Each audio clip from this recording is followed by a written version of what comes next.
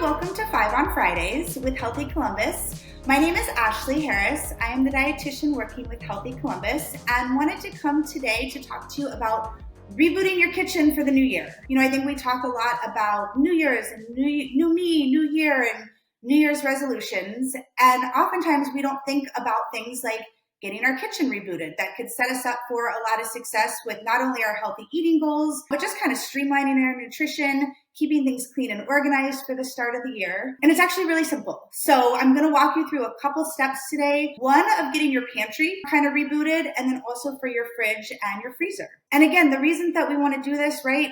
Feeling more organized, setting us up for success for our goals, but also taking stock of what we have. Oftentimes we have lots of good food in there. And so, with the rising food prices, this is a great way to save money, to use up food that we have that's still good without wasting it. And then again, getting rid of the bad stuff before that could do damage if we went ahead and ate that. So the first thing I wanted to talk about was cleaning out your pantry.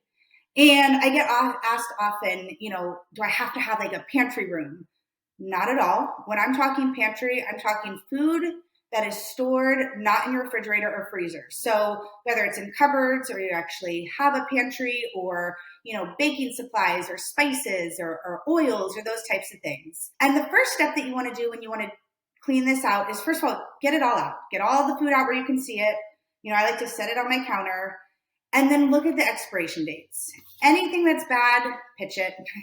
It's not worth it, right? It's not worth getting sick over. It's also, sometimes like spices tend to lose their potency. The next step would be taking all of those non-expired items that when you really sit and think, am I going to use this or eat this? And if the answer is no, donate it. Right? This is a really good time to donate to food pantries. I know around the corner from me, there's a little food pantry where you can go just drop some dried good items. So, don't pitch that food if possible. Just give it to someone who could use it. The next step then is I like to make a list, right? And especially of everything that's about to expire within about the next 3 months. This way I can prioritize using it. I know that this is what I'm going to use up first and kind of taking stock that, okay, come, March 1st, then I might need to be going in and getting rid of some of these items. If I have them on a list, it's a lot easier to just kind of peek at that list and say, oh, yep, this and this, if it wasn't eaten up, I got to get rid of it. And then kind of taking stock of some of the staples, right? So especially I'm thinking like baking supplies, right? Sugar, flour, baking soda, baking powder, and check your levels, right? We want to make sure that when you do go into your next baking project or cooking project, that you have enough of what you're looking for. So the other day I had this much sugar left in the bag. And so that's not going to serve me if I'm going to make cookies or something. So, I make sure that those are replenished. And then I want to clean all my shelves. Before I start putting anything back in, this is a really good time, wipe them down, get that looking fresh and clean.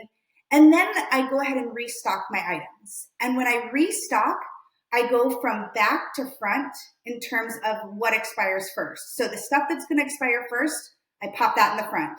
That way it's like, yep, this is what's going to get used up.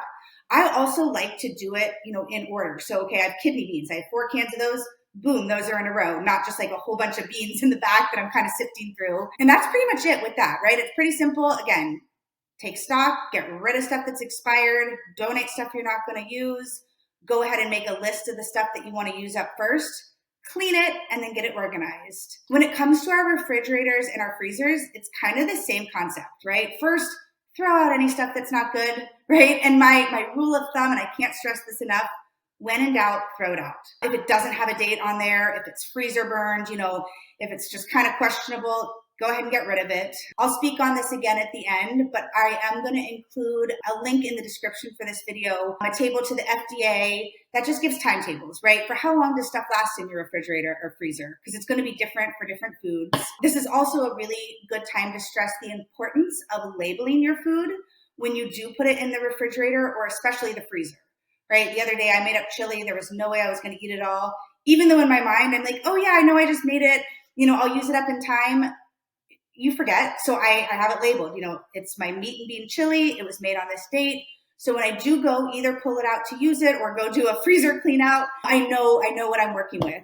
The other thing that you want to do then is downsizing. Sometimes, say we have like a little bit of ketchup in a jar or, 2 pickles left in the jar. As much as we can either downsize the size of the jar or kind of condensing things together, you'd be surprised actually at how much room this can open up in your refrigerator or your freezer. So if that's a possibility for you, I highly encourage you doing that. And then just like we did in the pantry, right? Like let's make a list of the stuff that's set to expire. So, I know I made that chili the other day. That's probably going to last about 2 to 3 months. And again, based on what it is, you can go look at that FDA list, see how long you got to use it. But I make a list of, hey, what's all the stuff I want to use up, especially over this next month or two. That's going to help me prioritize it. I love to, if you're meal planning, go ahead and assign it some days. Okay, next week, Tuesday, we're doing chili. Thursday, we're doing that soup that I'm pulling out to defrost. It's a great way to get started with meal planning if that's something that's important to you or as part of kind of your New Year's resolution, and a great way to make sure we utilize the stuff that we have. Then just like the pantry, this is a great time when all the stuff's out, wipe down those shelves, wipe out those drawers, like get it looking nice and clean. And then I restock it. And I do it the same way that I do with the pantry, right? I do the stuff that's going to expire last towards the bottom or the back of the fridge or the freezer. The stuff that I want to use first, I put that in the front. And I like to kind of keep my list out, both for my pantry and for my fridge. So I have a running tally of, hey, what do I need to be eating up? What do I even have, right? It's a good time to even see like, oh, I have crushed tomatoes. I didn't even remember. Nutmeg is one spice that I tend to buy all the time. When I did this a couple weeks ago, I had 3 nutmegs, right? So it's like, okay, I don't need to buy any more of those.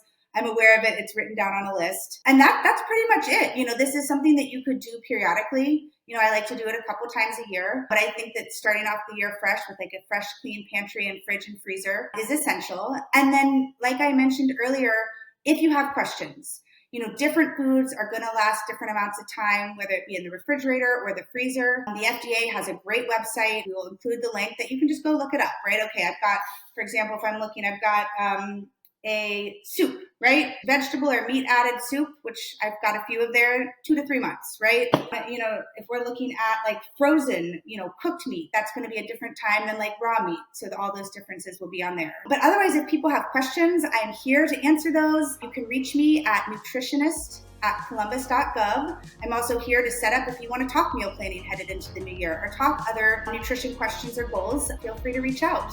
Otherwise, have a great weekend, and we will see you next week on 5 on Fridays. Thanks so much.